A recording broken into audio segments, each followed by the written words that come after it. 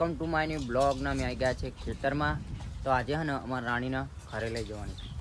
તો રાણીને નાખી દીધા છે દહીં દાણા, અને આને આપણે દેશીને અહીંયા જ રાખવાનું છે ને રાણીને આપણે ઘરે લઈ જવાનું છે.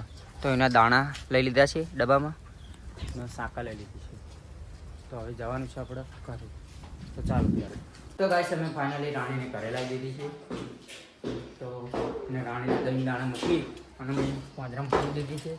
ગાઈસ તમે જોઈ શકો છો આ બાજુ મમ્મી રાણીને અંદર પૂરી દીધી છે. તો હવે આપણે જવાનું છે ચાલો જઈશું. તો ચાલો ત્યારે. તો ગાઈસ અમે આવી ગયા છે કલોલ. તો જોઈ શકો છો સાહેબ ક્યાં આવે આપણે ગાઈસ કલોલ આવી ગયા છે. તો ગાઈસ અમે આવી ગયા છે કલોલ. તો તમે જોઈ શકો છો કલોલનું ટ્રાફિક. સાહેબ ક્યાં આવ્યા આપણે? તો કલોલ બજારનું ટ્રાફિક થઈ ગઈ છે. તો ગાઈસ હવે જઈએ છીએ બસ સ્ટેન્ડ બાજુ. તો સાહેબ આપણે ક્યાં જવાનું છે? ભગવતી પતંગ ઘરમાં જવાનું છે. હવે પતંગ લેવા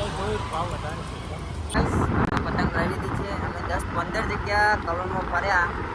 તો ફાઇનલી પતંગ લઈ લીધી છે. તો આજે અમે રસ્તો બદલ્યો છે નહીં સાહેબ? રસ્તો બદલ્યો છે. આપણે ભોન થઈ ગયા વખત તો અમે એના પલસાણા થઈ સબાસપુર થઈ વરસાદ થઈ સીધા સાથે. તો હવે જોઈ શકો છો પતંગ તો લઈ લીધી છે. તો હવે જવાનું છે આપણે ઘરે. તો ચાલો ત્યારે. ફાઇનલી અમે કલોલથી ઘરે આવી ગયા છે ને આવીને સીધા ધાબા ઉપર આવી ગયા છે. તો પતંગો ચાલુ છે ચગાવવાની. સાહેબ શું બનાવો? મસાલો? ગાઈસ અમે હા ને રાણીને આજ તો ધાબા ઉપર લાવી દીધી છે. તો સીધા મળશું હવે નેક્સ્ટ બ્લોગમાં.